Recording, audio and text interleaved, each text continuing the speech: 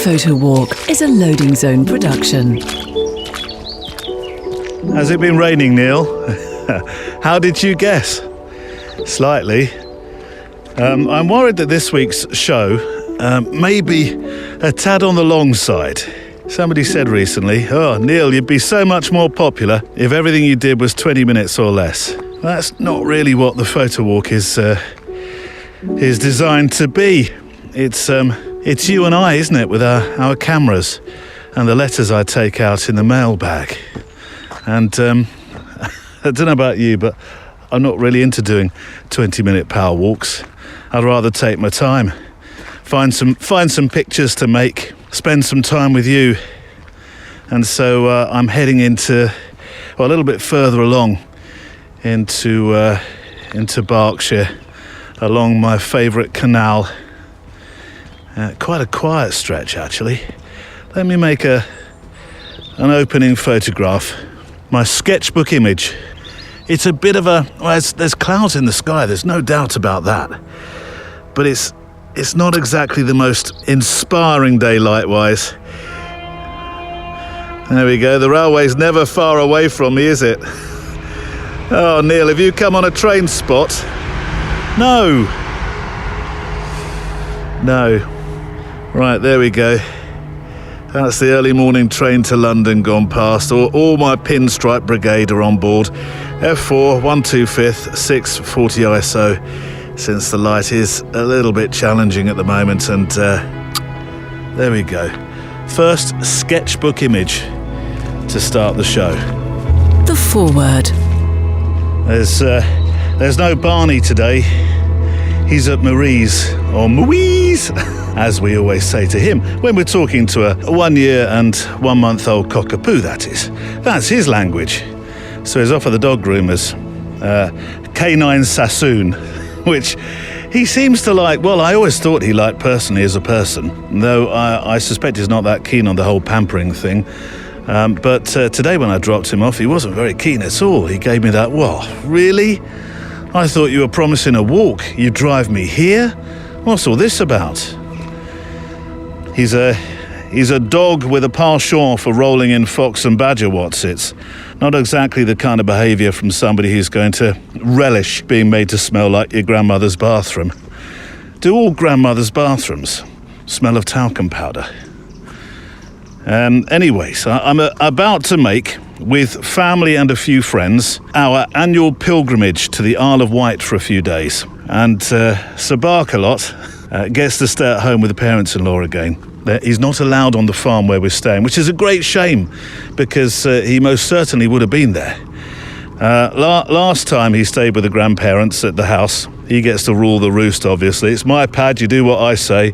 Was in August when we were in Turkey. We got back to find he'd gone through some kind of transition and become a lot larger, more filled out, which I'm sure was the precursor to his fussy eating stage with us. "Come on, Barnes, dinner's ready." "Oh, no thanks. I'm holding out for the steak and goose fat chips, if you don't mind." So yeah, I will miss him. I always miss him when... I miss him when he's not on these walks, because he's become my... is it foil? Is it foil? No, that's the wrong word, isn't it?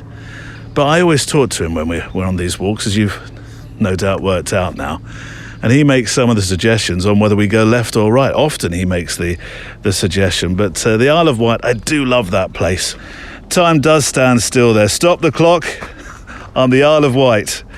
It's an island where, well, in quite a few places, you feel like you've walked through the doors to an antique shop, where the biggest entertainment emporium is a place where, get this, I know how to live, where you mix different colour sands in funny shaped bottles, where you get entertained in the courtyard just outside the sand shop, in the rain usually, by a husband and wife duo singing what sounds like two entirely different songs.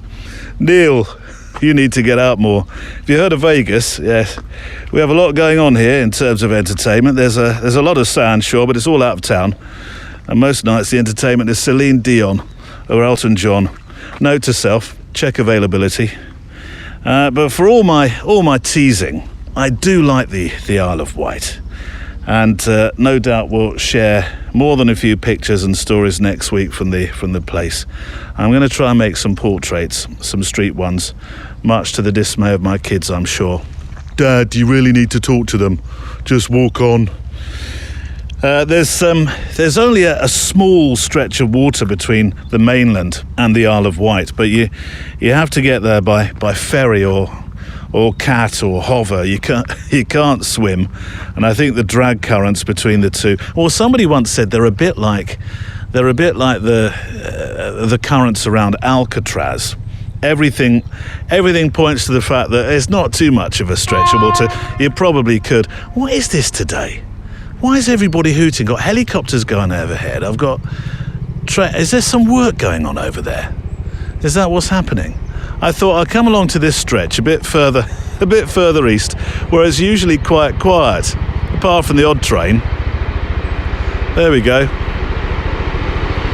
Oh no, this is going to be forever. It's a freight train. Mind you, it's a good job it's not an American one. The American ones are very, very impressive. But they are about five miles long, aren't they? There we go. That's the extent of it. Neil, that's not a freight train. Sorry, where were we? Oh yes, the waters around the Isle of Wight. I'm sure somebody on the island told me that it is a little bit like the currents around Alcatraz. It may be more sort of folklore to keep the persistent types out when the island closes down for the mainland sometimes, because there's too much wind and you can't go out in a ferry. And everybody sighs a sort of sigh of relief that there are no grockles here today. That's what they call us. That's what they call the visitors to the island, grockles. But it is true that it is indeed a tricky swim, with a few, just very few small suitable windows when the tide just might be kind enough. If you don't get hit on the way, that is, by hovercraft, ferries, container ships, wayward weekend warriors and their lottery won 50-foot yachts, or the odd 65,000-ton aircraft carrier. Anyway, today we're not on the Isle of Wight, and I really should have saved these notes for next week, shouldn't I? But no, we're in a... Well, at the moment we're between the rain clouds. Oh, it's come out beautifully now. Sunshine. Lovely reflections in the water alongside which I'm walking. But we're in rainy Berkshire today in England. I'm on a rainy walk where the hour-by-hour precipitation, 60%, 57%, 65%, 63%, 47%, 70%. Yeah, we get it, Neil. It's rainy, and I'm here with a damp mailbag and soggy Garibaldis. And no, that is not a euphemism. A far cry. Here comes a tenuous shoehorning link number 428. A far cry from the warmer climes of Kabul, where, looking across the weather radar today, hour by hour, the percentage chance of precipitation just read 0. 0, 0, 0. Yeah, we get it, Neil. We've got the idea.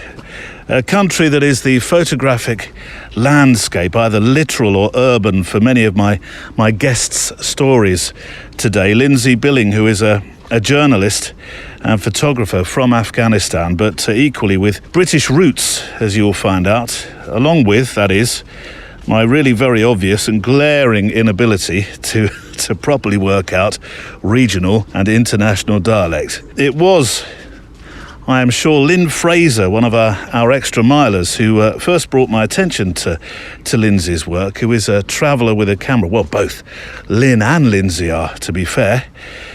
And I suspect, or I know, that what you'll hear today is a conversation that is an hors d'oeuvre to future conversations.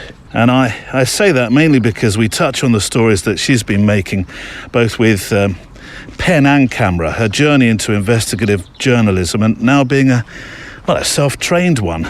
The difficulty yet wonder of working in a country where being a journalist with an Afghan passport is, well, it's not the easiest way to clock on of a morning. And I also say that because there is a big story that she hints to, that she's promised to come back and do an episode on. And I'm hoping that when she's back in the UK for a visit, that we actually go and do a photo walk together and talk about that story. So today, Lynzy Billing, in between the letters, is my guest, and she talks to me of many things, including, and look at this, for a tie-in with the foreword, how the place she loves is equally a place that has that wonderful ability to stop the clock. Plus there's a nice surprise course that involves one Steve McCurry. Today on the Photo Walk. There's something in Afghanistan where it feels like time stands still.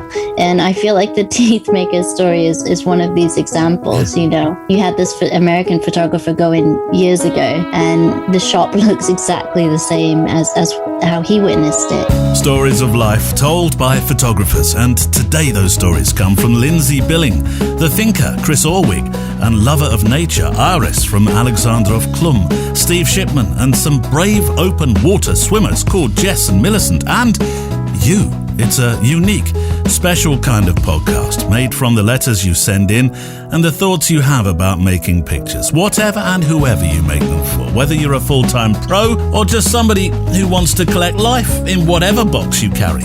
Whether that's a camera that demands you know how to manually, the way we once did, or a have the day off thinking, a let me do it all for you smartphone.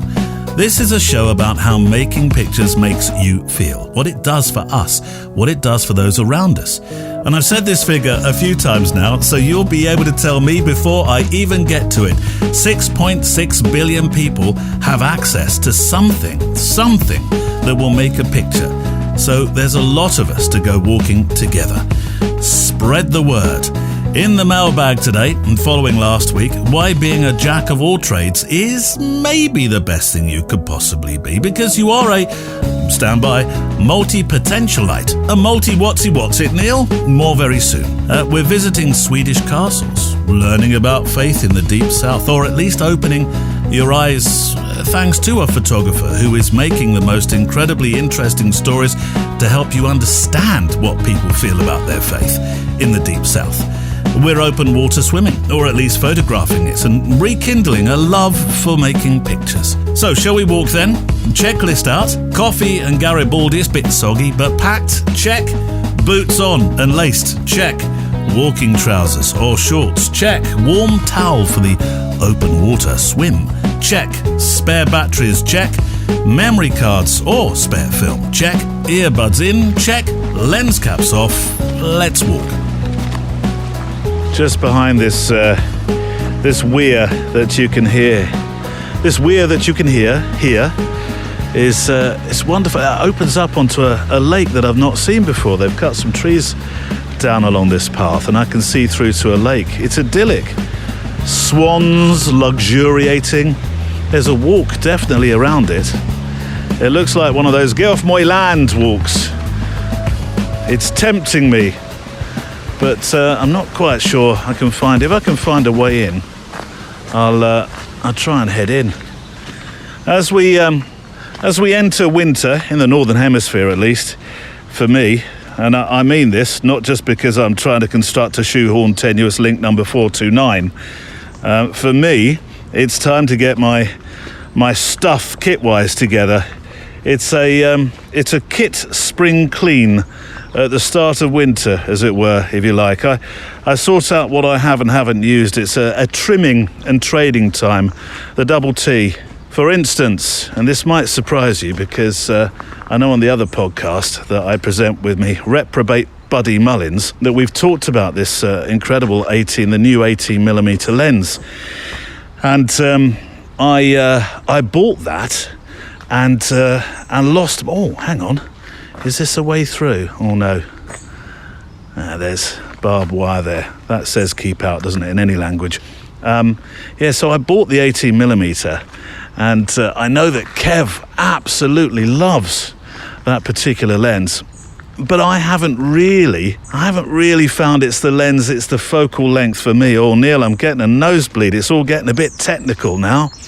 No, hear me out. I'm looking at I'm looking really at moving that on and getting the 23mm back in my life again, which is traditional focal length or full frame focal length, 35mm. So guess where I'm going to go? It wouldn't be mpb.com, would it, by any chance, Neil? You read my mind. This is like an episode of Law with Alan Mankey. You always do this at the head of the show. Well, it's not hard, Neil. Be fair, you always start the show, the intro bit, with a love fest for mpb.com. Well, that's true. Yes, I do. But don't spoil it. I do like to believe in the magic. Ooh, by the way, so sad to see Robbie, talking of magic, to see Robbie Coltrane pass over the last week. Hagrid in the Harry Potter films. Talking of magic, that is. What a gentle, wondrous master of stage and little screen and big screen. I'll come back to Robbie in a moment. I'll make some notes. Seamlessly. You won't notice the link, or you won't notice the gap, rather. But where were we? Magic. Oh yes, the magic of being able to buy and sell and trade quality used camera kit online with the wonderful people at mpb.com who support this show. And I am proud to have them, since they've got a bit London, Neil, all of a sudden. I had. Since they operate across many parts of the globe that this show is listened in, and that is America and Europe and the UK. And I know that's not Australasia. Not yet. But watch this space. I know nothing, by the way, but that's what I'm always told when I ask that question at the wonderful HQ, well, for me in my country anyway, that is MPB in Brighton.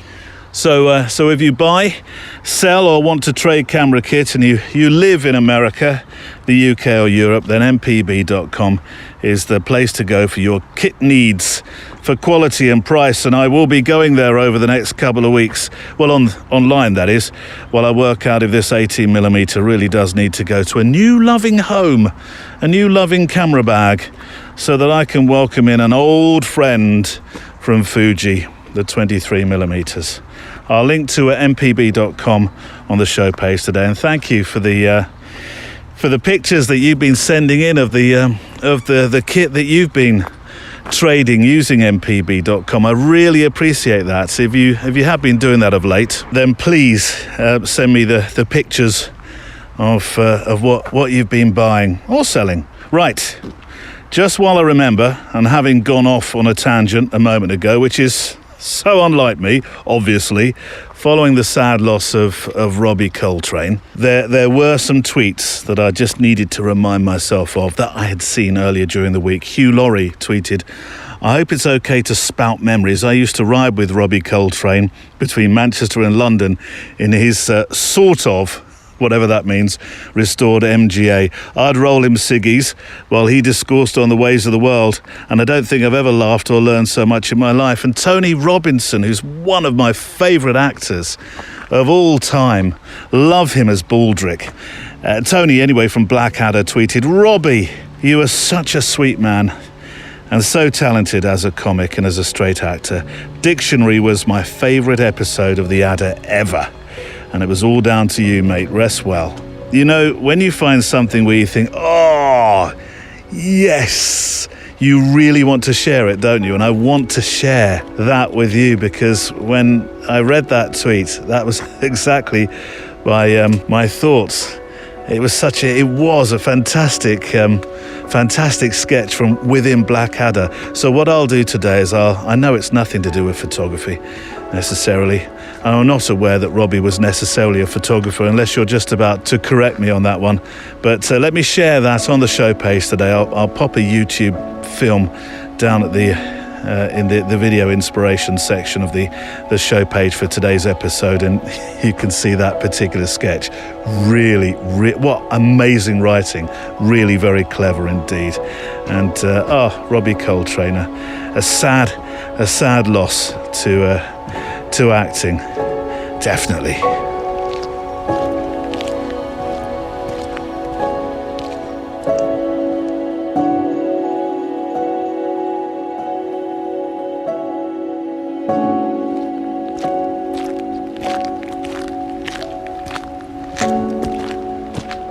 walking today with my camera and your letters in the mailbag. Just a little bit further east from where I usually walk. I know that probably doesn't help you. It's along the canal, and we started in lots and lots of rain. And looking at the weather app a moment ago, it did warn me that there's rain on the way in about 10 minutes' time. But I'm looking at blue skies. How can this possibly be? It looks beautiful. I must get some more pictures. Let me walk a little bit further up towards the lock. There's a lot of lock gates along this stretch of the Kennet and Avon Canal, and I'll get that in a moment. Right, mailbag. About time we dipped in, isn't it? This one is from Matt Ogier Russell. Hi, Neil. Listening to the podcast today whilst out with camera and hound on my weekly walk, I was prompted to write to you my thoughts on reframing, pun intended, being a jack of all trades.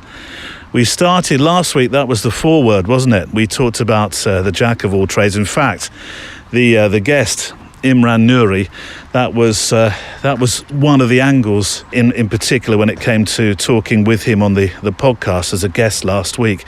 The other one, that fantastic project of making 1,011, wasn't it, in the end, portraits of strangers across 48 states of America in just 84 days, and asking every single portrait subject or sitter subject, asking them for a piece of life advice.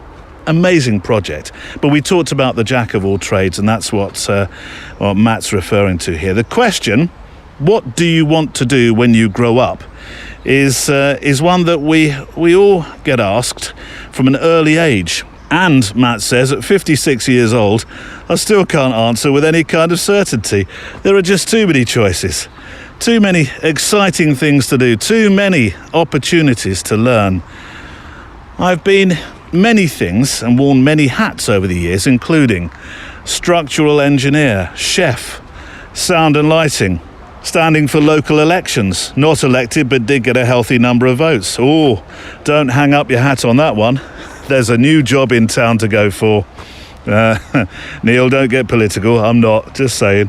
I've been, says Matt, a childcare worker, an adult care worker, a coder, a salesman, an active travel advocate. What's an active travel advocate? Events organizer, solar panel sales, and many, many more. That's 11 before you got to many, many more. I am impressed.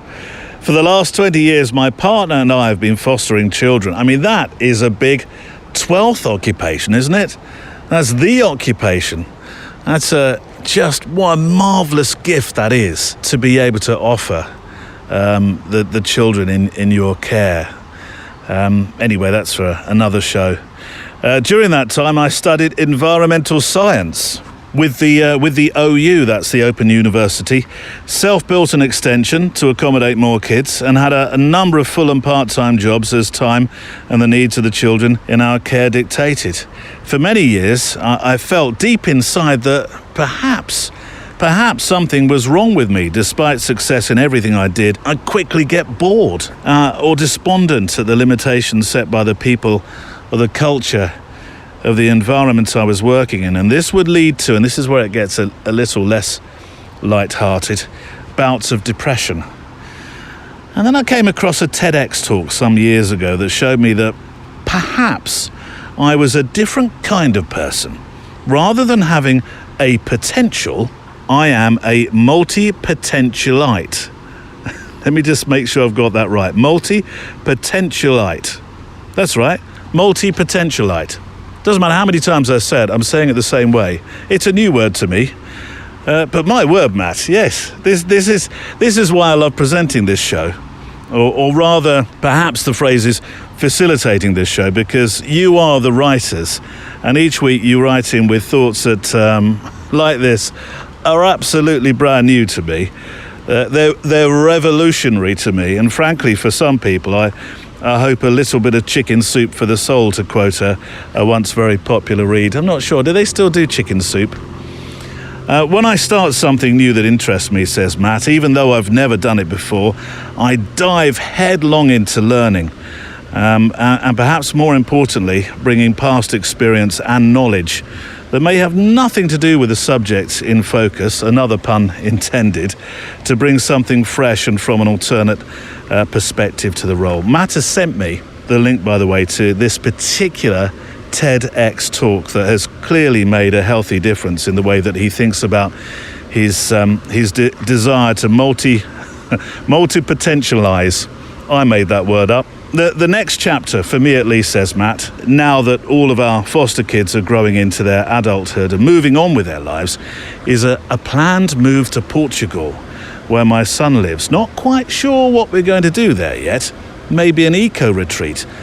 Maybe a photography B&B. Maybe mountain bikes. Perhaps yurts. We may not know for sure until we get there, but I can assure you that it will be interesting and exciting, and I absolutely believe that. I really do. I'm coming up to this lock now. Before I continue this, let me make a picture, because the sun is shining, beaming beautifully on it, and yeah, I quite like this. It's a picture of serenity. I always find locks and rivers and canals and boats pictures of serenity. What am I going to do here? f5.6, shutter speed 1/2/5, ISO 640. Some nice reflection on the water. You can hear another weir in the background. Here we go. Another one for the sketchbook, for the scrapbook today. One thing, getting back to Matt's letter, I do know is that photography will remain a big part of my life, as it's been since I got my first Pentax ME Super when I was a teen. Photography is one of the few things that's been a constant for me. It's difficult to get bored and impossible to know everything, as there's always the next picture to make or a new way of looking at things. There's one jack of all trades I'd like to draw your attention to, though, while I've got your ears, he says. He was an extraordinary polymath, a painter, a draftsman, an engineer, scientist, theorist, sculptor, architect, even a photographer, in brackets, of sorts. Whoa, quick, look him up. Another train. Get him on the show. Get him on the show. Don't you love the peace and tranquility this week? Although I did spot at the end of your sentence, by the way, even a photographer of sorts with his camera obscura at the end of the 1400s. So rather than being a jack of all trades, be a multi-potentialite, a polymath, or even a Renaissance man, like this is the example you were giving me, isn't it? Leonardo da Vinci. Best wishes, keep up the good work. Matt, you have opened my eyes and ears today in a way I wasn't quite expecting. So number one, I'm peaking very early with this. I'm going to send you a Photowalk flask. Number two, I've reached out to Emily Wapnick from that TEDx talk, because I think she'll make a fascinating guest. And number three, I shall link to said video as mentioned on the show page today. So should we have some inspiration? I'm going to turn to a TEDx speaker, actually, who was a guest on this podcast of ours, who is the subject of next Wednesday's replay edition over on our Patreon Extra Mile channel, which you can join through the website. I'll get back to that later. This is mentor and photographer, and well, there's many hats that this particular man works. Chris Orwig, and here he is talking about a hectic life of making pictures and work-life balance, which when I listen to this, I know in capital letters I do not have right, and nor have I ever really had it right. And when I talk with many photographers in so many genres, particularly conflict and news, I guess they would admit that it's the hardest part of being a photographer, one that likes to travel with his or her work. That said, there are a few nuggets here about being the picture maker from a TEDx speaker who I feel very, very blessed to have talked with. Here's Chris Orwig. I read a book by a photographer that I really enjoyed. This was early in my career, and I got to the end, and the last page was the thanks before the index, and one of the things he said is, thanks to my kids who have been so understanding and patient with me. And thank you for understanding that while I haven't been there for the last decade of your lives, that we've still been able to maintain our connection or something like that. And I was just like, man, like, are you kidding me? And again, it's not judgment on that person. It's more like, I'm not going to be the photographer who's gone from family in pursuit of photographs. That wisdom I'm gaining is I want to do both. So that makes me keep taking pictures, keep reading books, keep watching things, keep learning to try to discover how to live well. I think that's really the pursuit. I've had 3 near-death experiences in my life, and one of them rock climbing, one of them surfing, one of them with an automobile. And I've come to learn that people define these as NDEs, near-death experiences. And I think we've all probably had them, whether we know it or not, like the car that almost hit us or something like that. But when you have them more in earnest and you can point back to them, they make you realize life's precious, life's short. And how do we live well? How do we make the most with the time that we have? And so that is really what drives my photography, is that question more than anything in the world. It's not about getting the cover. It's not about getting the shot. It's not about getting the lens. It's not about the gear. It's about that question. And I found the camera is a really good tool for that kind of inquiry. And that's Chris Orwig. A pleasure to talk to him. It's got to be, really very near the start of this photo walk, isn't it? I can't believe 300 and what are we today? 300, was it 344? I've forgotten the number. Is it 344? Neil? No, it's not. I'm sure it is. If you'd like to send in your stories, I would love to hear from you. Send them to stories@photowalk.show. Stories@photowalk.show. When you send your pictures, if you can resize them to 2000 pixels or web optimize them, we'll come back to that a little bit later on. So they don't necessarily have to be 2000. When they're web optimized, then you're doing a lot of that hard graft and making it easier for people to download nice and briskly. Let me, look at this. Look at this sunshine coming through these wet leaves here that are above me. What is this tree? Is this some form of willow? No, it's not a willow. I can't use the app because it's on the phone that I'm using to record this. I want to get some sunburst. I want that light to have that wonderful sort of spotlighty look as it comes through the trees. So I've gone to F8 for that. And, it's doing it. Look at that. Look at the flare. I can't see it, Neil. You have to put it on the show page. I will. F8, 1/2/5, ISO 320, right into that sun. I'm going to get a couple of them with different amounts of burst. Look at that flare. Look at it. Too excited, Neil, about flare. Calm down. One of those would be good. Here's a letter from Susan Larson. Susan, where have you been? It's been ages. You don't send birthday cards, you don't visit, you don't... All right, Neil, don't scare her. Hello, Neil. It's been a while since I've written to you. Last time I told you all about our moose encounters in the wilderness. Yes, I remember it. But I've been looking over my shoulder ever since when I'm in the woods. But after hearing your Swedish guests on the last 2 podcasts, I was inspired to dig into our archives and send you some photographs that that's the Hubs and I, on our most recent trip to Lacko Slot, or Castle, we made, which was August 2019, BC, before COVID. One side of my husband's family is from the town nearest the castle, which I think you pronounce is Lidköping. Lidköping? You do the intonation has to go the other way, doesn't it?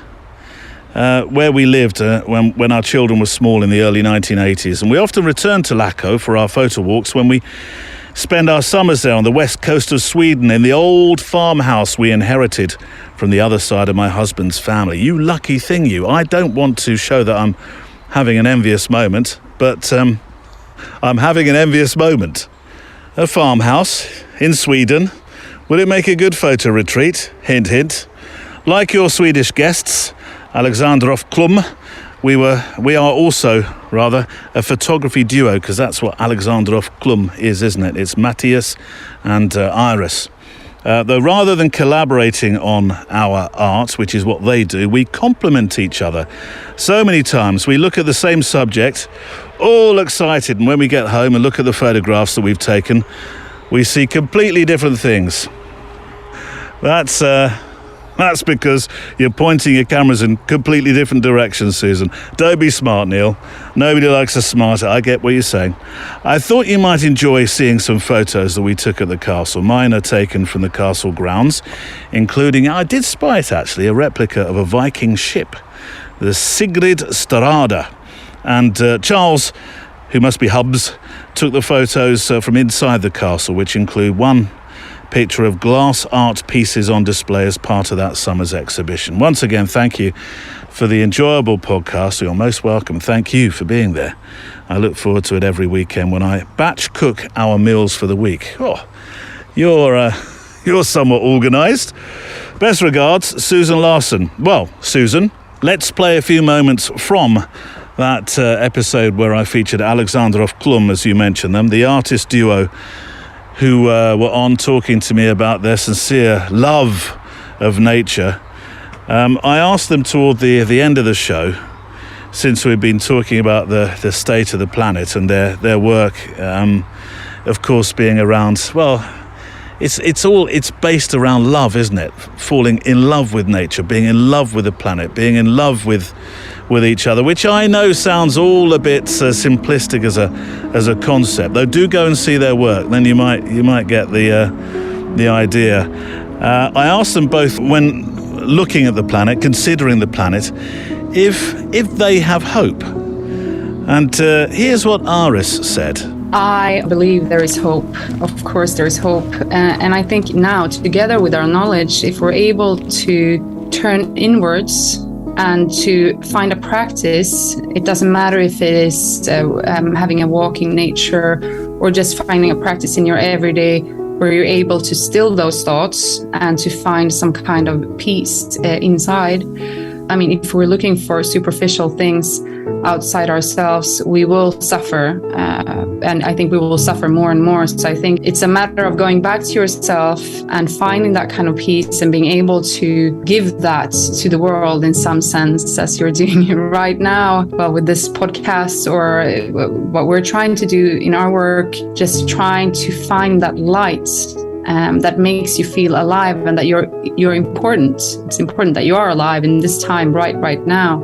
So I think working from a point of view of love or acceptance or non-resistance, I think that would be the key. And it feels like people are going there. People need that in their everyday lives and they need those kind of experiences. Wow.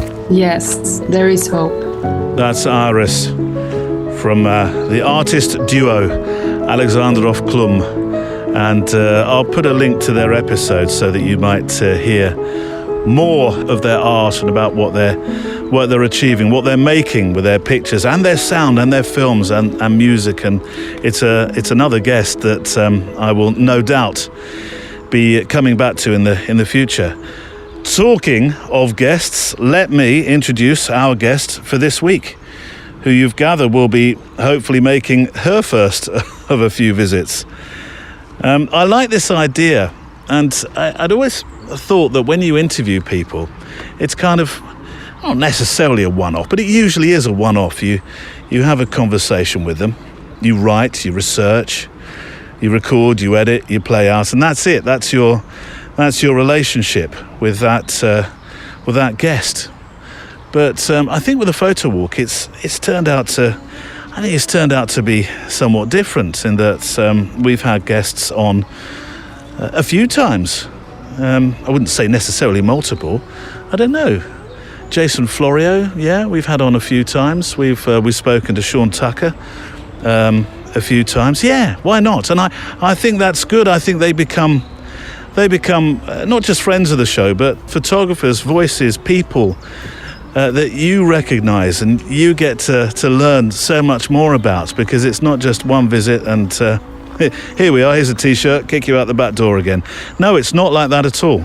So I'd like to introduce you to Lynzy Billing, who is an investigative journalist and photographer based between Afghanistan and Iraq. I think right now really her base is mainly Turkey.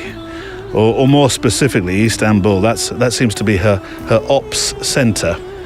Anyway, I got interested because I saw the human stories that she makes alongside the, if you will, more sinister stuff.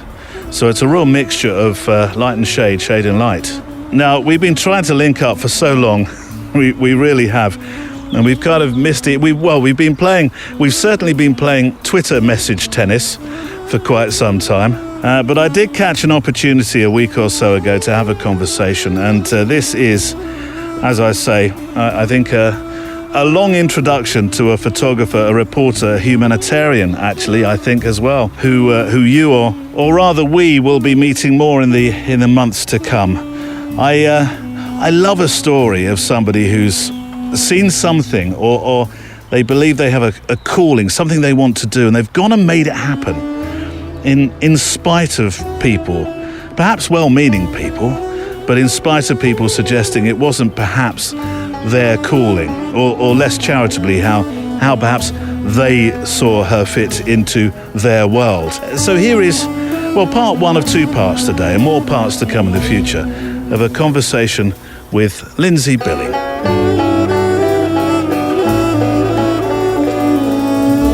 Lynzy, as I talk to you, you're actually in the UK. I find it very difficult to keep in touch with where you will be at any one given moment.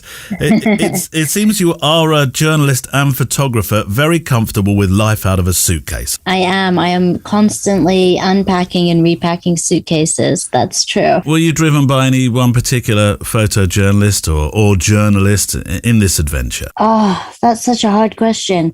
You know what? I think that growing up, there was always photographers that I there was photographers that I had more of an interest in, and they did tend to be photojournalists and working in conflict zones. And now, I mean, every few weeks, I'm finding new photographers on Instagram, and I have more of an interest in them, and they have different styles. So it's like an ever-changing little book of my favorite photographers, you know? And how did you actually start in this book? Because you're an investigative journalist first. The photography part of it is, it's part of the important package now, because I think, and it's something I've talked about so much with photojournalists, that now they find themselves really being the storytellers, the written storytellers and the photographic storytellers. And that's, of course, very true with yourself, isn't it? Although you've come at it from the other way round.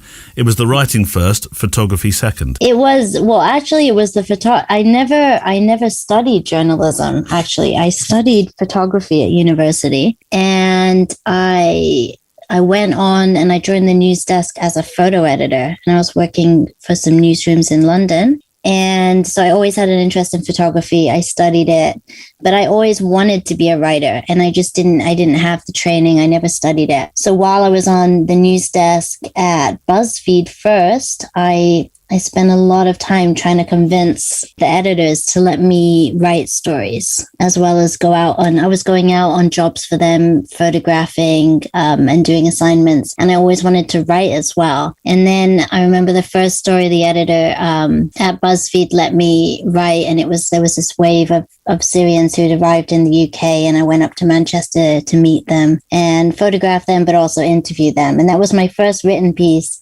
And then I joined Metro newspaper, and I was always trying to write with them as well. And the head of news was very adamant that my job was not writing, that it was being a photo editor. But I still managed to write with them. And then I went freelance and I started writing more that way. So I've totally come at it from a really kind of strange place in a way. So that's, I think, why now I toggle both. When I do a story, when I'm always I don't do commissions. I only pitch editors. And when I pitch a story, I always pitch a written piece with photographs and sometimes video as well. I mean, you come at it from having to pitch your work all the time. And I'm finding, again, referencing back to something I said a moment ago, more and more photographers are finding themselves from a commercial stance having to pitch their ideas and taking extraordinary, not just life risks, and we'll come to that in a moment, but financial risks in having to, you've got the self-belief on what you're pitching. And many of your stories are the stories that others don't attempt to do, aren't they? Well, that's very kind. I think I think I do pitch stories that I feel like I haven't seen. If there's a subject or something that I think is important to say, a lot of times that's with features. Mostly I'm focused on features and investigations. I don't do breaking news. So if there's a story that I feel like is important and I haven't seen it anywhere, then that's the one I want to do. If I've seen the subject covered at all, then I don't want to do it. And are these stories that you see as perhaps long tail projects that you will go and photograph and write about them, but it's very likely that you're going to take those stories further and much further? Yeah, for sure. I mean, I do a lot of the features I do will, I'll spend a year on them, but I'm doing multiple at once. Like right now I'm working on 15 stories at once. One of them I've been on for 3.5 years. Oh, my word. Another one I've been on for 2 years. So they're all like going on at the same time, but I always do stories that take a long time, and I have to revisit people for interviews. I'll never interview someone once. I'll go back and meet them multiple times over the course of years. And what is the pitching process? How do you take a story that you're fascinated in from an investigative point of view and encourage and enthuse somebody else to have to put their pen on a checkbook for you? It's brutal. Yeah. It's tough. I remember when I was on the newsroom, when I first joined BuzzFeed, I said to them, we need to be doing a lot of world photo features. And they told me no one cares about these kind of photo features from different parts of the world. And I said, people really do. And so I built that up with them then. And that's kind of how it is in freelance now. Like you say, I have to convince an editor that their readership is really going to care and also just engage with the story. Like, it's difficult with Afghanistan because it's a country that has been so heavily covered, for the last 20 years. But the interest has, waxed and waned, right? And right now we're seeing this huge drop off when I pitch editors and I say there's a story from Afghanistan. And I already know that they're kind of like, well, we don't have a huge interest in that right now because there's not been some big event in the news. America's left, coalition forces have left. So it is really hard to convince them. But I do think that at the end of the day, if the story has some kind of human connection in it, then people will relate to it, whether it's family, something to do with mental health or some kind of emotional connection. It doesn't matter where it is in the world. That's a story that someone's going to read and in some way, I hope, relate to it. Well, I'm glad you said human connection, because that does lead me to a question about a very recent piece that you wrote. I think it's very easy to slip into a somewhat, and you've alluded to this really, westernized approach to imagining the life of a journalist in Afghanistan and life in Afghanistan and imagine that you must forever be in some kind of, well, if not danger, heightened sense of alert. When your work is equally about life, it's about the day-to-day, it's about human connections. For example, on the Al Jazeera website, one of your leading stories is about the teeth makers of Kandahar. Tell me about that story and Sultan and how you managed to enthuse editors to follow that story, because it is a really interesting, some might say simple story of life, but it's a very important story to tell the world that there's so much more to Afghanistan than what we see on the lead stories when the troops and the coalition were in there. Yeah, no, absolutely. There's so many amazing people and stories and in Afghanistan that never get touched, have yet to be discovered, or not discovered, I should say, told. But the teeth maker story was, I remember the photograph by Steve McCurry that he took in 1998 of this teeth maker in Kandahar, and I always thought, it was just one of these great photos in his collection. I really liked it.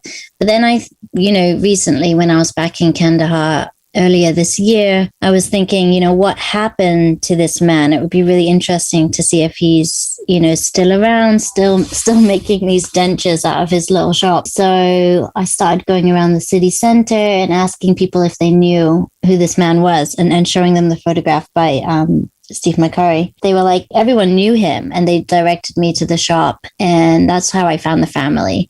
And the man in the photograph has passed away now, but then I met all the, his sons and their sons and the family continuing it now. And I just think it's a really nice, there's something in Afghanistan where it feels like time stands still. And I feel like the Teeth Maker story is one of these examples. You know, you had this American photographer go in years ago, and the shop looks exactly the same as how he witnessed it. And something piqued my interest as well, the bicycle in the story. Yeah.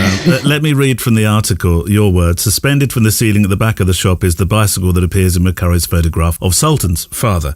People have tried to buy that bike ever since, haven't they, I think? Yeah, it's brilliant. I love those little things that you can, and they peeled back the new IEA flag to show the old shop front as well, which is just shows the kind of strange transitions going on right now as well. But yeah, it's all a question of balance, and I imagine it must be a balancing act in terms of the stories you tell. The headline, "A Letter to the Taliban Men Who Drove Me From My Home," would meet perhaps a raised eyebrow by authorities who might not want you might not appreciate that kind of intro and retrospection to be printed, photographed and recorded by you.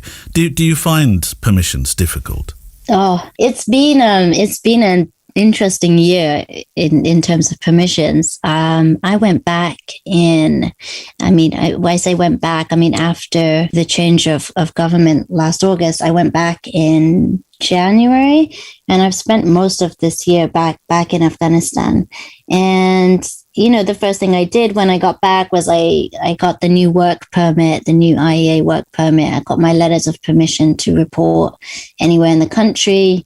I did all this kind of bureaucratic paperwork, and it was going okay. And then, as time went on, as the months went on, as I think most journalists felt, it was going to become more restrictive on what we could do. It became really difficult. They then asked journalists to visit provincial local offices and tell them what stories they were doing. Some journalists would go out, with a kind of Taliban bodyguard. I would never do that. It did become really difficult. I ran into some issues with them in Kandahar as well that wasn't very pleasant. I had issues where it got to the point where I'd have to go to government offices and they would tell me that women can't come into government offices. But that was because they weren't treating me as a foreign journalist. They were, I presume, or I feel they didn't quite understand where I was from. And they were treating me a bit differently to how they were rolling out the carpet for a foreign journalist. And as we know, Afghan journalists have just been completely cuffed at every turn in terms of reporting on their own country. So it's been super difficult, and it gets more and more difficult. And I never know if I'm going to get told I can't continue my work anymore. But I try.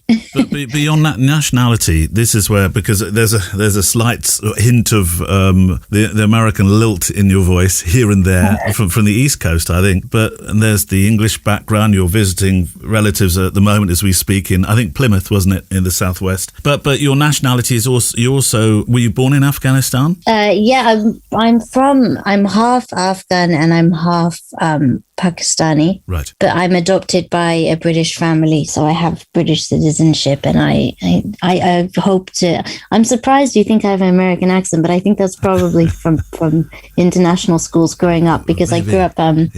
A lot of my life was in Jerusalem in Israel. I mean, the reason I say that is there's certain words here and there. But then having said that, then you said the last sentence and I thought, it could be East End of London in places. But I'm wondering if you use that Britishness that you can call upon to, and you may have answered this question already, really, to use that to be able to go forth and tell stories more easily in the country. Or does it just not, am I being naive and it just doesn't work that way because you have your Afghan papers too? I try very hard.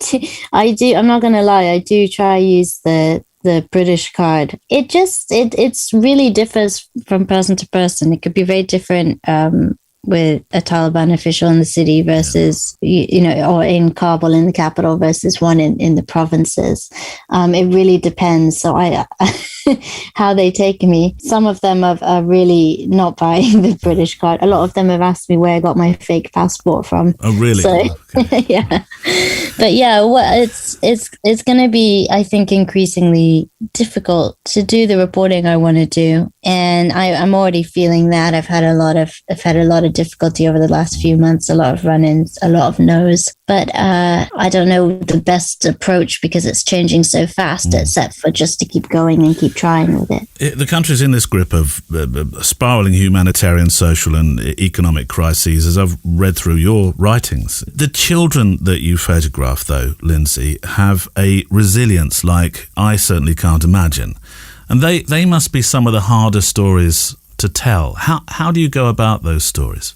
It is super tough. I think maybe a lot of journalists would say this, but I do, when I'm reporting or when I'm photographing particularly difficult situations that people are in, there is this kind of thing where you get on and you do the job without sounding kind of harsh about it, but I speak to, it's my favorite part of my job is speaking to people. I speak to people all day, and you speak with people and you photograph people, but it's when you get home that you think about it. It can be very frustrating as a foreign journalist with what you can do to help and what is out of your hands. It can feel quite helpless at times because in the end of the day, I do also think, we do this reporting from the ground and it gets sent into a very heavily polarized world of, editors across the world who, for them, Afghanistan feels really far away. And you do think, what impact does this reporting have when it just kind of gets sent off into, and someone's reading it from the other side of the world? Do they really feel how difficult it is for this family that I'm sat in front of? It's such a hard thing to do, and I think that's essentially what you want to do when you tell a story. There's a feeling or there's something to say, and you want that to really come across as it is to someone else, so they learn and they engage with it, and hopefully they feel like, well, is there something I can do? That's Lynzy Billing, and we'll return shortly to Lynzy for part 2.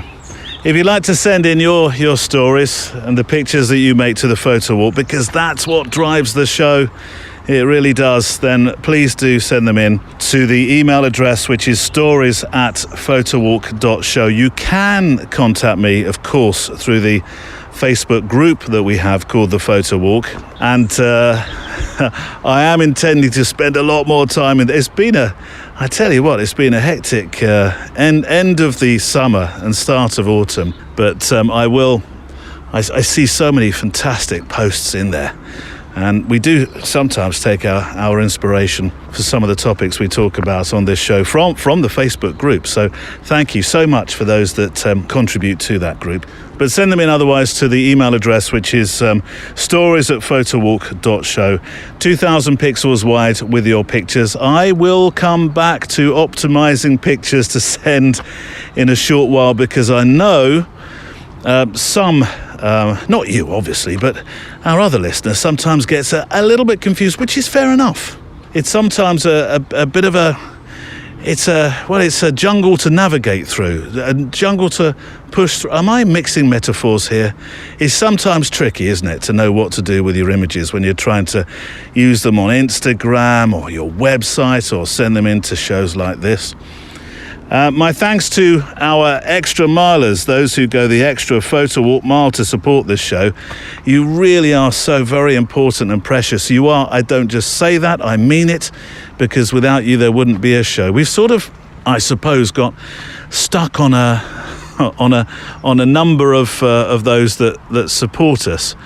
And I'm very grateful for every single person that does support us. But keeping that growing is the way really to release the extra time I want to spend on the show, producing little books and ideas and films and so on and so forth. So thank you if you are supporting it. You can do it on a monthly or on an annual basis. Just click the support the show box that's on the front page of the website, photowalk.show, and you can enjoy some of the extra things that we do, hence extra mile, such as, well, we have our Zoom, don't we, once a month. We have the replay shows in the middle of the week, Wednesdays, sometimes Thursdays, but usually Wednesdays, which is an unplugged revisit to a guest we've had in the past. And also my personal diary of thoughts, The Extra Mile, which is not just, it's not, well, I hope it's not too self-indulgent, but we talk about all sorts of things, all manner of things, including what does happen during the week to a photographer. I know that this week's replay is with Chris Orwig, as you heard, because that bit or the one that's coming, because that bit I've programmed, but I'm not sure what Sunday's diary piece, The Extra Mile, is going to be quite yet. It's literally running around my thoughts at the moment. I had thought about playing you some more thoughts from Lynzy atop today's interview about self-belief. And do you know, I think that is where I'm heading with this one this weekend. Tenuous link number. Where were we today, last count? Was it 429? It was, wasn't it? 430. Tenuous link number 430. In terms of belief and faith, since faith and leaps of faith is something I think I'll do this week's Extra Mile edition on Sunday. Here is a quick note from one of our wonderful Extra Milers about faith. Well, not about his faith as such. It's a name you know well. He should have his own introduction song by now, or jingle. Mr. Bob Demers. What, Bob in Tucson, Neil? Yep, the very one who currently has a rattlesnake hanging off his left leg. They make 'em tough in that town, don't they? A possible guest for you, says Bob. Have you heard of Jeremiah Smith? No, Bob. I haven't heard of Jeremiah Smith. Tell me more. To quote from his website, his project, Finding Faith, is a photographic journey through central Alabama's smallest towns. Over the course of 2 years, Jeremiah has photographed and interviewed countless men and women living above and below the poverty line. Jeremiah has observed that despite their circumstances, his subjects have an unmoving faith, believing their fate to be in the hands of God. Having grown up in a small rural town with not much opportunity, he finds himself at ease amongst his subjects. Not having found his own faith yet, he delves deeply into this theme, seeking to understand his subjects at their core. To further explore the story behind the portrait, Jeremiah asks each person he photographs the same question. Bit of a sort of recurring theme, isn't there, to what we were discussing last week on the show with that question that Imran was asking his subjects. But the question that Jeremiah asks is, what does faith mean to you? This question is answered in the form of numerous handwritten letters, audio recordings, and video vignettes. Video vignettes! Oh, I like that idea. Displayed with the photographs, it tells a story that aims to open the eyes and the minds of even the faithless. This, as you can imagine, Bob, is so far up my street. It has practically bought a plot, made plans for a 2 up, 2 down, and has already thrown down foundations and started a family. Sound, pictures, writing, handwritten letters. This is what I love about creativity. All in one project, and he has so many more. There's I was looking on the website. There's the barbers of the Deep South. Then there's the Golden Rule. The Golden Rule, Neil. From a young age, many children worldwide are taught the Golden Rule, which simply states that we do unto others what you would have done unto you. So yeah, Bob, I've reached out. I am hoping for a yes on this one. So you see how wonderful our extra milers are? You are a special bunch, you know. We seem to look out for each other, and that's what I really appreciate most about the extra milers. It is. We look out for each other. And I just adore your ideas for the show.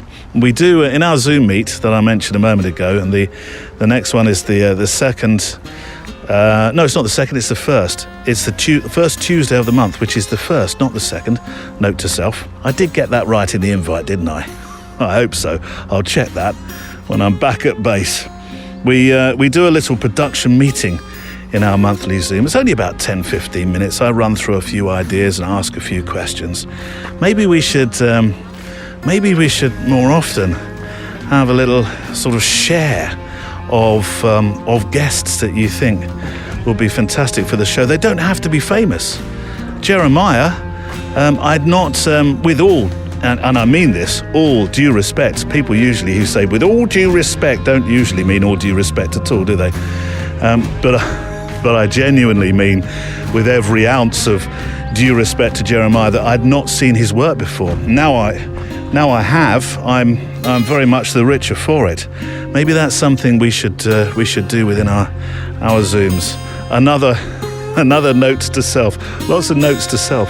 So if you'd like to join our extra milers, go to the website, click the support the show button, and I look forward to chatting with you very much.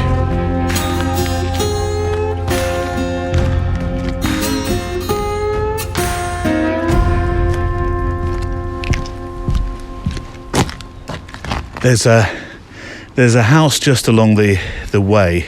I've got, it's not a suitable lens on at all because I've got a wide angle. By the time I get to the house, I'll be too close to see the view that I've got at the moment. It's this, it's a cottage it's in the middle of nowhere. I mean, I know we've got the railway track. You've heard it enough today. We've got the road rumbling not so far away. I can't see it through the trees, but it's there. We've got the canal next to me, and just along here we've got this, it's not even near a lock. So I'm not quite sure what the house, it's an old house. It's got that sort of look of a lockkeeper's house, but it wouldn't be one unless there was a swing bridge there once upon a time or something. But it's wonderful. It's got just little plumes of smoke coming up and rising through the trees that it's nestled within. I wish I could make the photograph I would take would not do it justice. This is one of those, more notes to self, stand by. This is one of those note to self, come back, bring a much longer focal length lens where you can, because it reflects, it would have to be on a pretty good weather day as well. It reflects beautifully in the canal next to it. What a lovely sight. What a wonderful place to live. Although I'm not sure, I might feel a bit spooked. It's very out on its own. Yeah, it's the photo walk. Us with our cameras, you and I, just making some pictures as we trundle through wherever we're trundling, and reading letters from the mailbag, and we're just spending some time together, slowing the world down, and making some pictures. Reading some letters. Let's take a couple of letters here. Quick first one from Edmund Zuber in Germany land. Nice to hear from you again, Edmund. Hi, Neil. I learned from one of your precious walks that you are a fan also of graffiti. I am. You are right. Although in the right places. Because, having said that, I mean, one person's right place for graffiti is another person's can't stand to see it, isn't it? And for all those that can't stand it on the subways, maybe the New York subway in particular, there are many that lament that it gets cleaned up quite quickly from the cars, and because it's subway art, isn't it? I quite like it. I think tags that are just scrawled badly in places that just aren't very artistic at all. Those I can live without.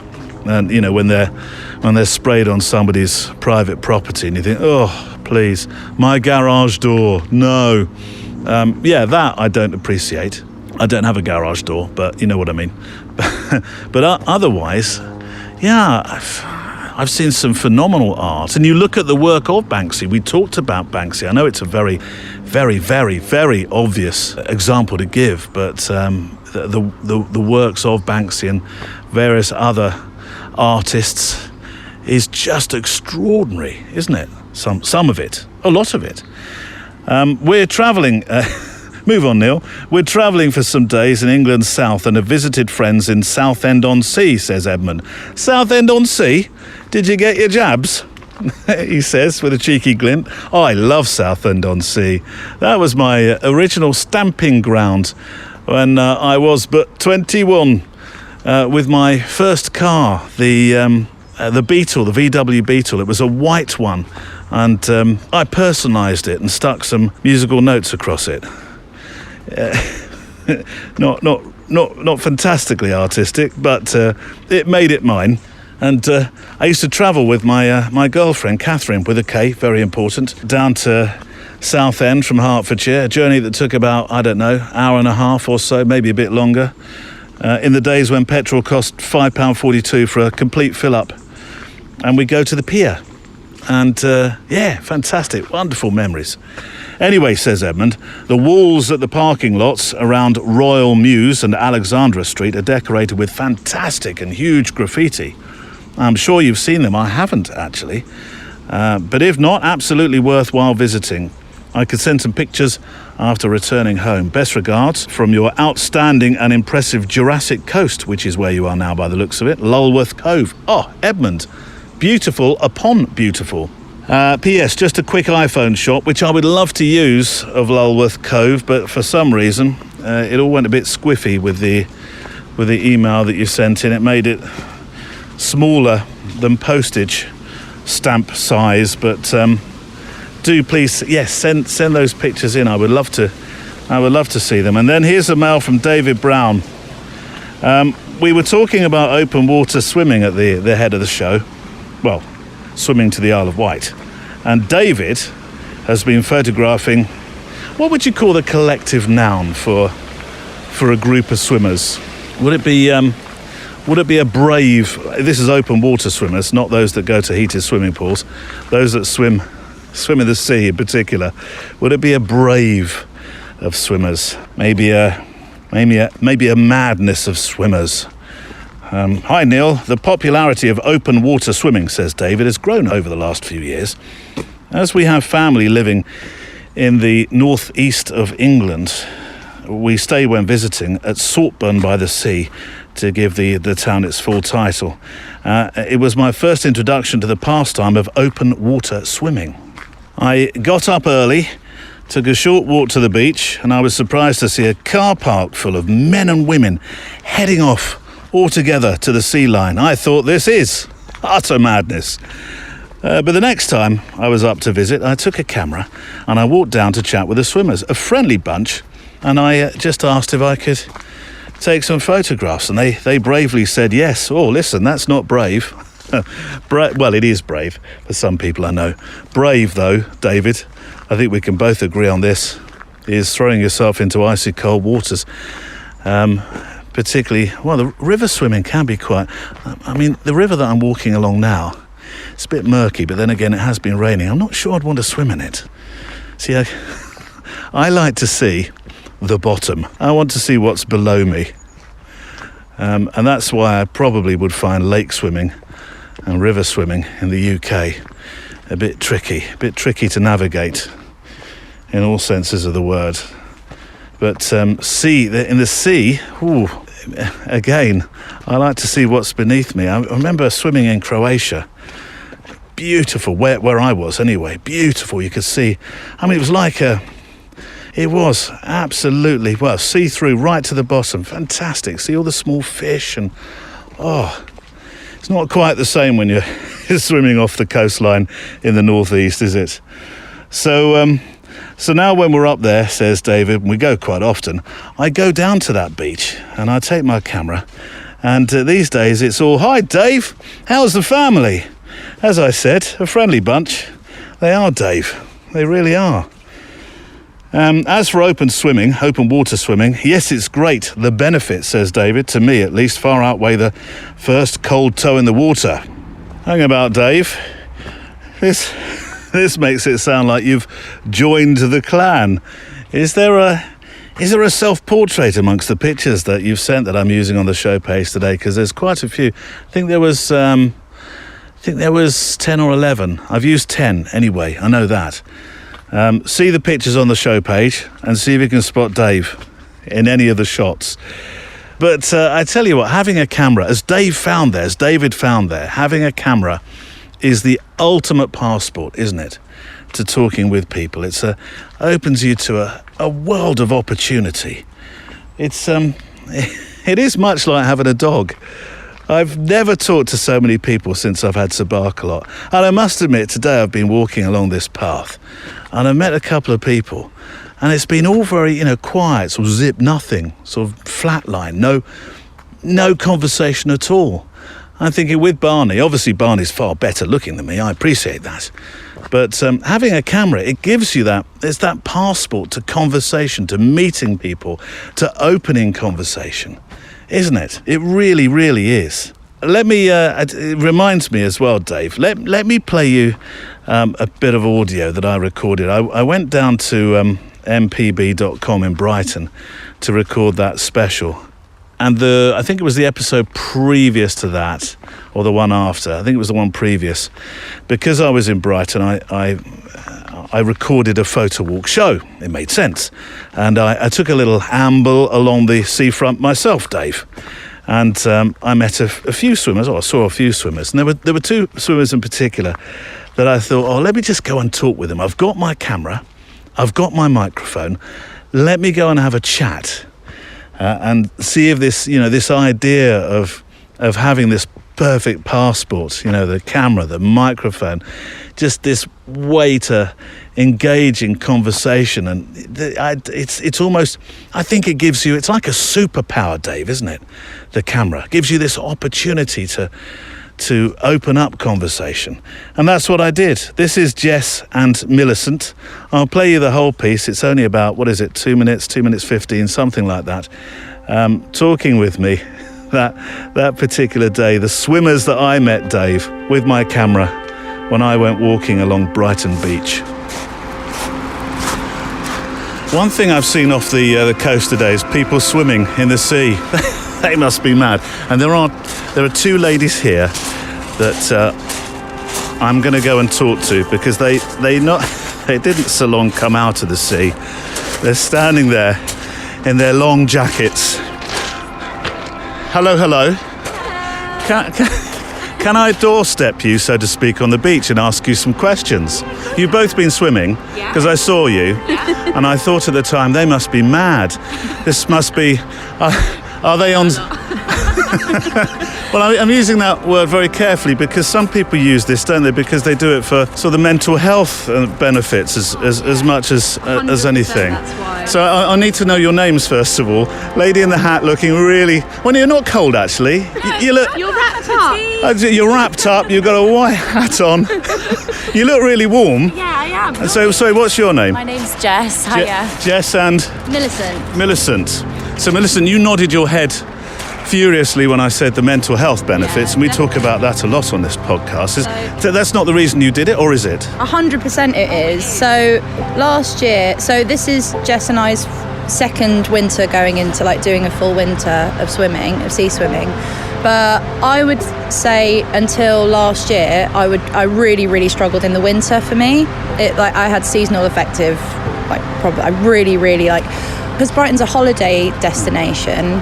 The city comes alive in the summertime. It's full of people. Everyone's out. It's sunny, and your life is just full of beers on the beach and swims in the sea and getting sunburned, and I absolutely love it. But a big part of living in Brighton for me was always my last swim of the year, which for me used to be in kind of early to mid-September. And it felt like the beach was just shut off from me for 5 months. It just packed up shop and didn't see it. And last year, Jess and I were sitting down, and I was saying, I was very, very upset, saying, when's our last swim going to be? And I remember Jess leaning over to me and going, Millie, people do this all year round. I've seen them. we don't have to stop. We can keep doing this. That's Jess and Millicent talking to me on Brighton Beach. It's turned out very nice today, actually, looking at this scene. The reflections on the water, wonderful. Is it too obvious just to make reflection pictures? I could end up with a catalogue of reflection pictures. What are you going to do with them, Neil? I don't know. It's my sketchbook, isn't it? Show where I've been. There's a path here that I think leads into the... Does that lead into the woods? Oh, not quite sure. If I was with Barney, I think I'd probably just take that route there. Go on, Neil, go in there. What do you need, Barney to protect you? Maybe yes. Right, letters. Thank you so much for the letters that you've been sending in. They've been fantastic this week. The pictures that you've been sending in, the notes, the thoughts, the feedback to the shows. Wow. thank you. I really do feel privileged that you are here with me on this photo walk. And I mean that, I really do. Wesley Harney, thank you for your letter. Hello, he says, from Maryland land. I discovered your podcast on Friday just gone, and I've been listening back while I'm at work. I drive and deliver door to door for a living, and listening to podcasts helps pass the time. I'm sure it does. It's the perfect job for podcast listening, isn't it? As many people experienced with the past couple of years, I had a significant decrease in creativity due to the world events, and only recently found myself shooting again. I picked up photography several years back and foolishly thought that film would be a much cheaper way to photograph instead of saving up to buy a DSLR. Well, I have a tendency, he says, to become really fascinated with something and immediately diving in without doing too much research. Obviously, the high cost of rolls, sending off to be developed across the country, and the long wait to see that I hadn't figured out exposure was tough. During the time we all wish to forget, I received one of those stimulus checks. And once again, without doing any research, there's a pattern forming here, Wesley. I purchased a Nikon D3500. Do you say, is that the way you say Nikon D3500, D3500, Nikon? With kit lenses anyway, which after a couple of outings sat unused. The bug struck though, and I've been going on photo walks on my days off to explore my local area. And when those get a little repetitive, I make day trips further and further away, as well as keeping my camera in the van at work, just in case. You mentioned several times in the episodes that I've binged so far the brilliant effect that walking with your camera has on mental health, and how encouraging your creativity can also give you this feeling of living. I'd like to add to that, he says, as I've been delving back into this interest now, that I've noticed I'm seeing a lot more than looking. That is to say, I'm noticing how interesting my surroundings actually are, and of course how my once incredibly dull town is actually very full of life and colour and interesting people. Thank you for what you do. No, thank you for listening. The service you provide by producing this podcast and the community that you've built. My deep apologies for not attaching any images, as A, they aren't really that good. Don't you dare, Wesley. And B, I have no idea how to make them 2,000 pixels wide. And any Google researches seem to come up in Etsy conversations. I'll look into how Lightroom can do it later on this week. Well, Lightroom can do it, and Photoshop can do it, and other editing software can do it, yes. There's different forms of exporting or saving for web. And on that note, there are a few apps, specialist apps or programs that are brilliant. The ones I use are Blogstomp and also JPEG Mini. The latter is currently, I looked online, it was $41. Blogstomp that was $49. Did I note it correctly here? I'm sure it was $49. Don't hold me to that, but I think it was. I've been using Blogstomp. I think there's 3 generations of it now, and I've been using it since the very, very, very, very, very, very, very, very, very first one, which was 2011. But I do a lot of posting online, so optimizing for online is very important to me. But there are free options as well. There's Riot, which I hadn't heard of before. It's only because I was looking these up that I found out about it. Radical Image Optimization Tool, Riot. There's another one called OxyPing. Is it OxyPing? Anyway, it's Oxy, OXIPNG. I'll put some links on the show page and you can go and have a look at them yourself. But essentially, they will optimize the image for you. So when I say 2,000 pixels, yes, in Blogstomp, you can tell it how many pixels wide you want that image to be. So you are helping the web to see you quicker.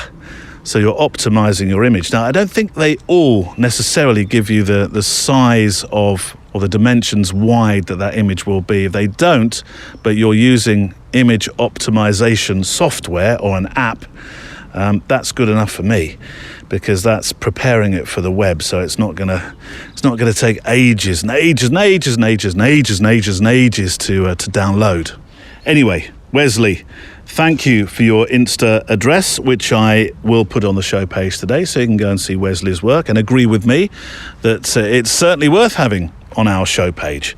You have a curious eye, Wesley, for the world around you, because I've had a good look at the Instagram that you've sent in, and that is, I think, the very essence. When you look at a grid, I like to feel that I can get to know somebody and their interests and their life by looking at their grid.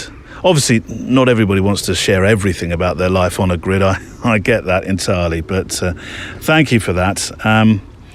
Thank you, sir, he says, for providing a lovely and intimate podcast with fascinating interviews. I can't wait to get further down the list until I hear the voices of some of the YouTube photographers that inspire me. On that note, would you consider James Poppis? I certainly would. I've watched James's films, and I do like his work, so a good suggestion. You mentioned, though, looking and seeing. Now, I'd like to play you this clip, Wesley, one of our inspirational clips. There was a wonderful lesson from the late Steve Shipman, and a friend of mine who was a fashion, a portrait, and then latterly wedding photographer. Mainly, his fashion and his editorial work were mainly in London. His wedding work was all over the UK. And he passed on a few years ago, which is... and he's so deeply, deeply missed. It was such a great shame. So many friends in the industry, that's for sure. But here's Steve talking about his mentor and a photographic life lesson that was passed to him, that he passed when I was recording an interview with him to me. And, I've been passing this along ever since to whoever may listen.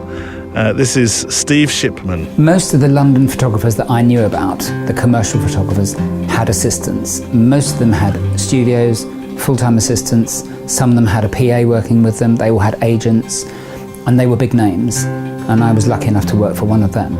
He was a passionate photographer. He was very creative, very intuitive. Everything he did was off the cuff. You never knew what you were going to be shooting that day or how you were going to be shooting it. He made a lot of use of outdoor lighting. He was just a maverick, really. He gave me a fantastic grounding in all sorts of work, portraits, still lives. I do have a story about a still life I shot for him, and I'll tell you this quickly. A friend of his had made a folding room screen, a 3-part room screen that you'd put up to change behind, for example. Very beautiful thing, made of Japanese silk. He'd asked Graham to photograph it. Graham said, "You do it," you know. So I set it up on a nice backdrop, lit it nicely, so you can see all the shapes and the colours of the screen. And Graham said, "Hold it right there.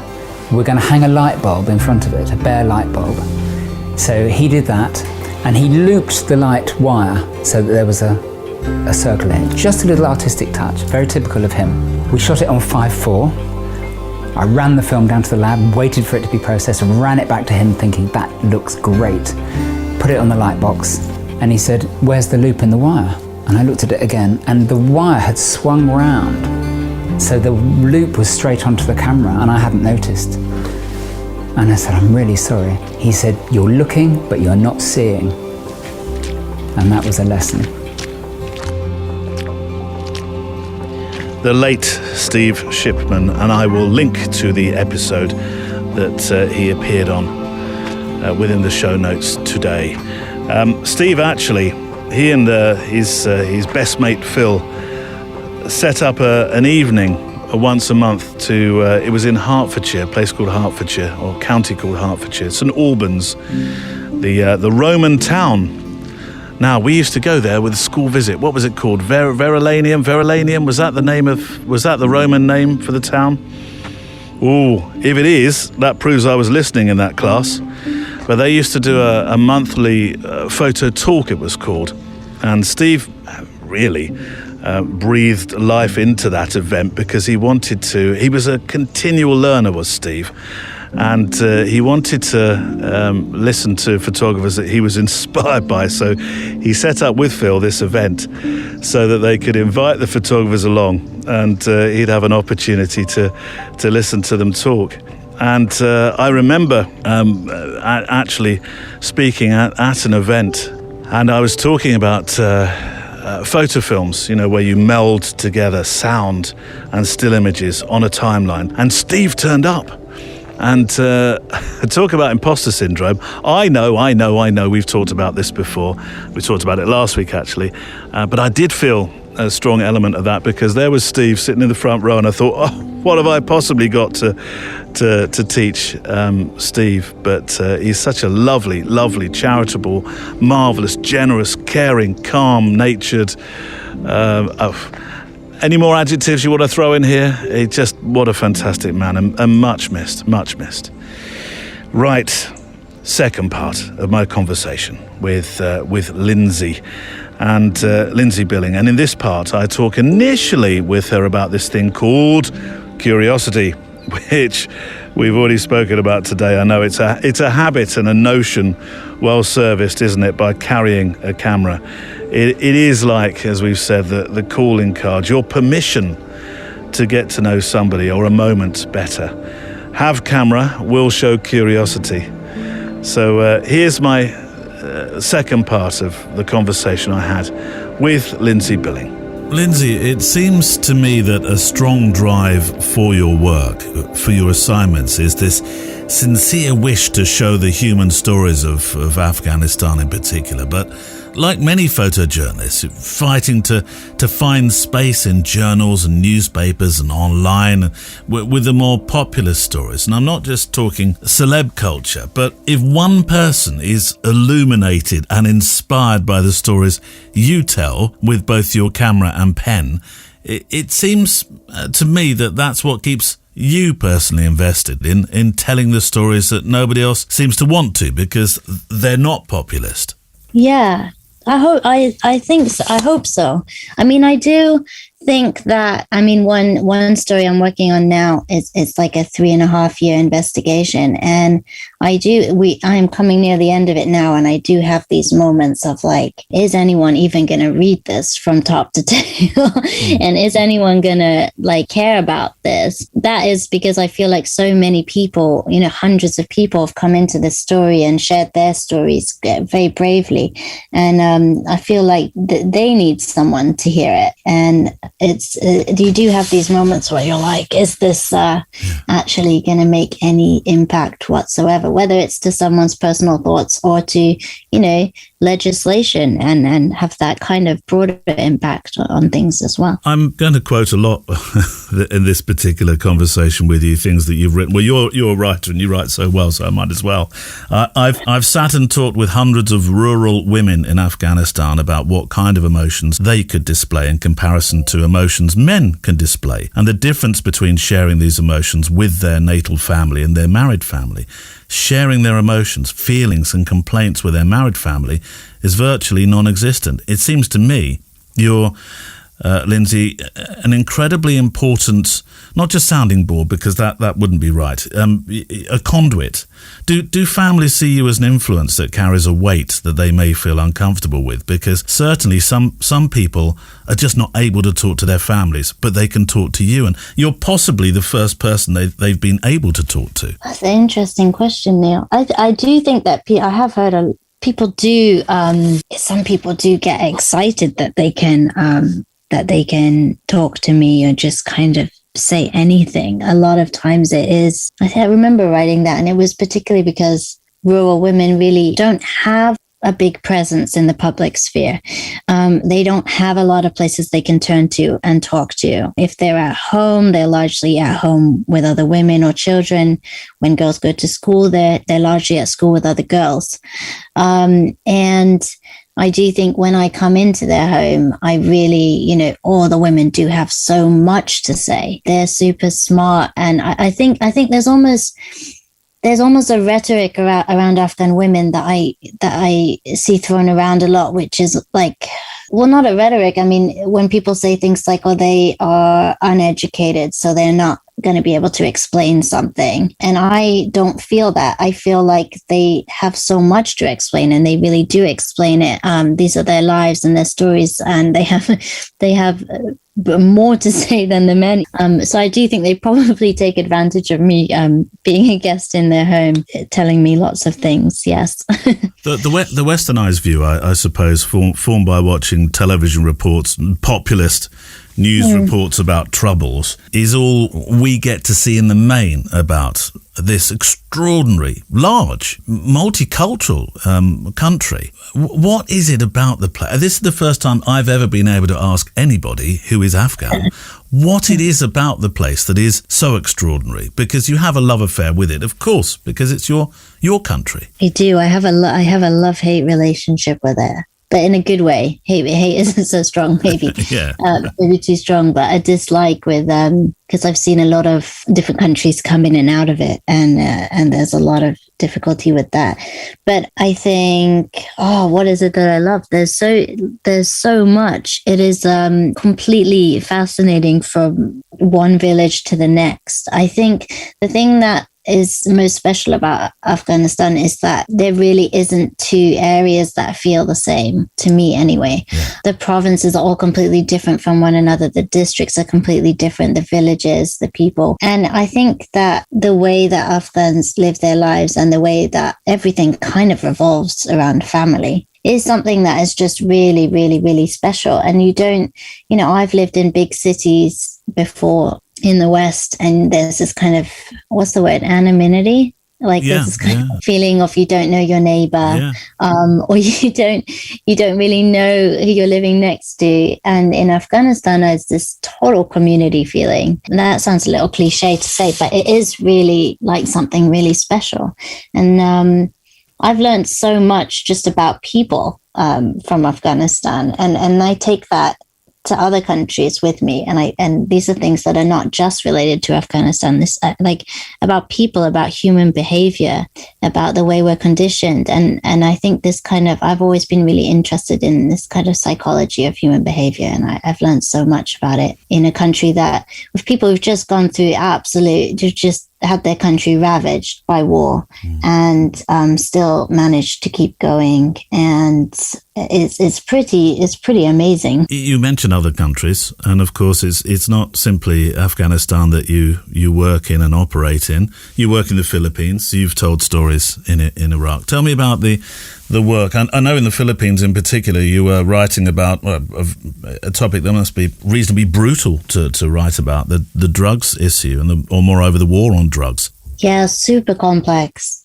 The Philippines, I was there for almost 3 years, and when I went there as a I'd just gone freelance. I had no idea what I was doing. I had no idea how to even, I was at absolute scratch, where I would have to think, what's a publication I want to write for? Let me go on Twitter and just find an editor there, try get their email, try pitch them. I was really at zero. Now my contact list is much, much longer for editors, but at that time it was, and no one was replying to me because they were like, who is this girl? She hasn't got any work on her CV. She hasn't got a portfolio. But I did start covering the war on drugs, and it was kind of like a natural thing that was going to happen, because that was at that time, it was 2016, and at that time and 17, Duterte, or former President Duterte, just come in and just driven this campaign out on the war on drugs. So it was really like every night there was new killings and new extrajudicial killings. And so I would go out to morgues, and I'd wait with the funeral director until there was a call that there was a body found, and then we'd go out, collect the body, bring it back to the morgue. And it was kind of a race against the police because they didn't like us being there. And just a really, really heavy subject, and super lonely as well, probably because I had just gone freelance. I didn't know anyone, and I was spending my nights by myself waiting for a call at a morgue. But yeah. It's almost like you're reading over my shoulder, because I have the word, honestly, look, lonely here because I honestly have. Photojournalism, photography, writing can be a very lonely existence. And I wonder how you have dealt with that. Yeah, it is. You're right. It's an interesting, I mean, even in Afghanistan now, I always go, I work by myself, and I'll go with a driver. So it's just the two of us. I keep us literally just the two of us. So it is still very, just me essentially. I don't know that I feel lonely anymore with reporting because I'm just I get so busy, and I am just, I'm spending my time with people all day. I'm talking to different people all day. And there's something really satisfying about that. I feel like it's a really full day, and I've spoken to all these people and heard from them, and they've shared with me. But at the beginning, it was super lonely in the Philippines. And I think journalism in general, freelance journalism, is very lonely. People tried to suggest to me groups of, networks or groups that support women photographers or women journalists, one of these groups. And I never felt like they really did much. And people even asked me today, where's the best place to support journalists? And I never really have an answer for it because I don't know that I think the job itself is a little bit solitary. So you have to have that kind of thinking a little bit. But, I come home and now I'm based in Istanbul because of a lot of changes. And I come home, I spend time with friends, and now I'm spending time with family in the UK. So, but maybe Neil, it's just something about character. Maybe some people are independent like that. What have you learned that you might have done differently? Because it's not early days. You've got a lot of experience now. Now Al Jazeera, of course, is very much a great base for seeing more of your work. But what have you learned? Things that when you were on those desks thinking, I just want to write. Give me a chance. What have you learned that would help others who think, look, I have stories to tell. I have something to contribute. I have something to offer. But I've just got a big brick wall of saying, oh, nobody wants journalists anymore. Well, that's another problem, right? Like the whole uptake on journalism. What would I say? I think the most important thing is you need to figure out if someone's like, I want to get into writing, or I want to be a foreign correspondent, or even just a photojournalist overseas. I would say to figure out where their interest lies, what kind of stories they want to tell first. For me, I've always had an interest in investigating deaths that have not been investigated. That started in the Philippines. That's what my long-term investigations in Afghanistan are on. And then around that, I do other features.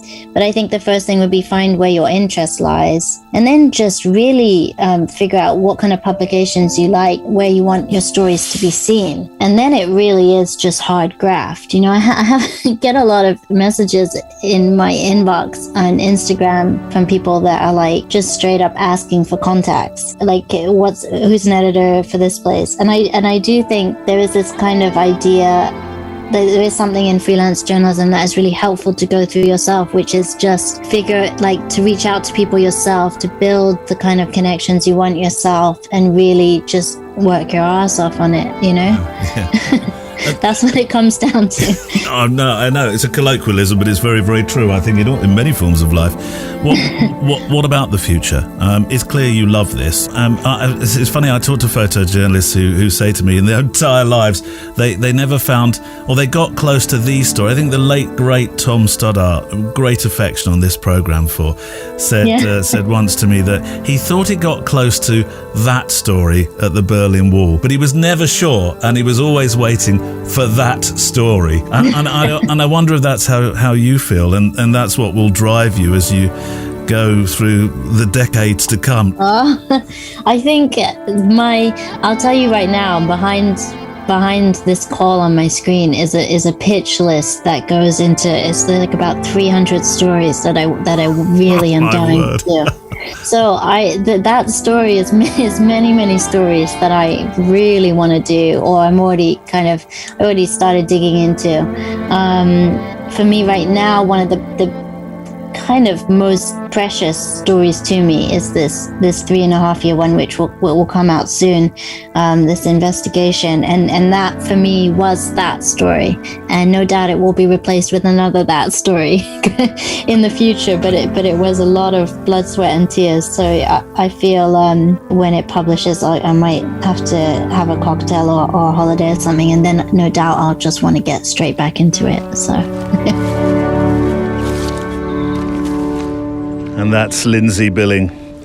I think there is a little something extra I might like to play you on the Extra Mile this Sunday from Lynzy. And I do think we shall talk about the leap of faith and having faith in your ability.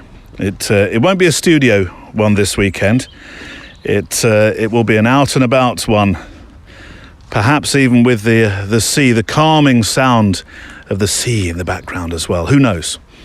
Anyway, I'll talk about stuff coming up in a moment. Meantime, for links to Lynzy and other photographers that you've heard about or from today, Instagrams and websites and Vero that we've mentioned, go to today's show page, which is episode 344 on photowalk.show, or you can follow the nice, easy link within the podcast player app that you should see.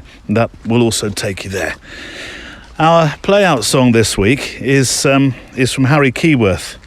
He's one of my favourite artists with a song called Flux.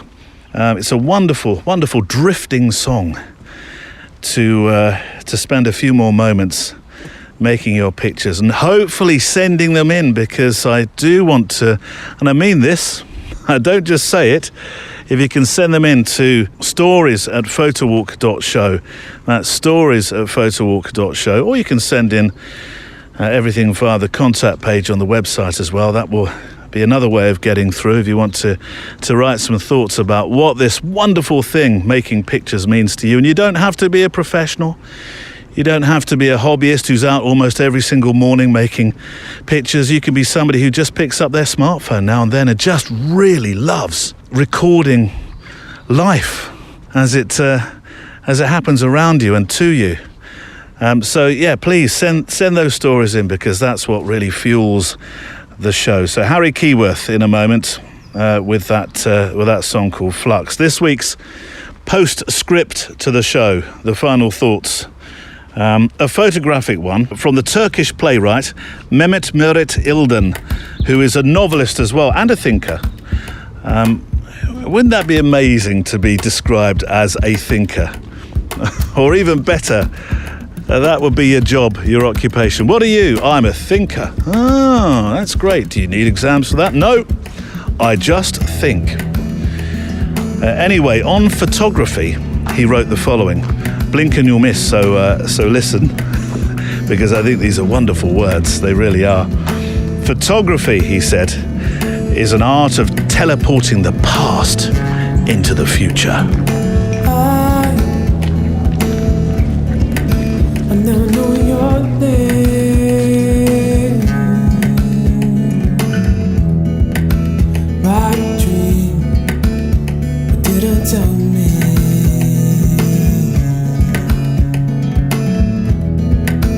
What I wanted to find.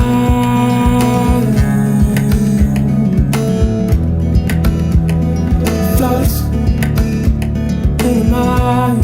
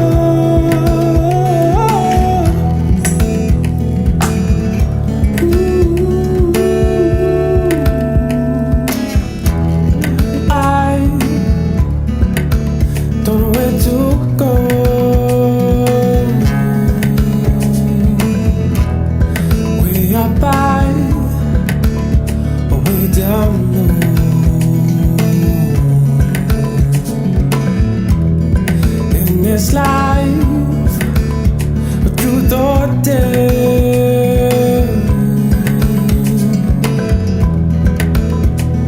Flux, it's always there.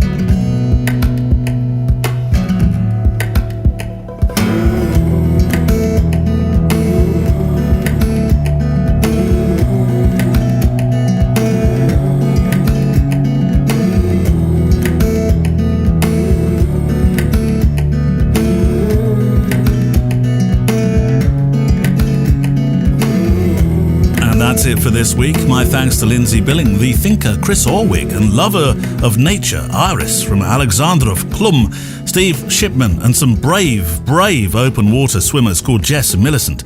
mpb.com, of course, and those who are extra milers or patrons, which you can join through the link on the website photowalk.show, which, if you can share, I will be very grateful.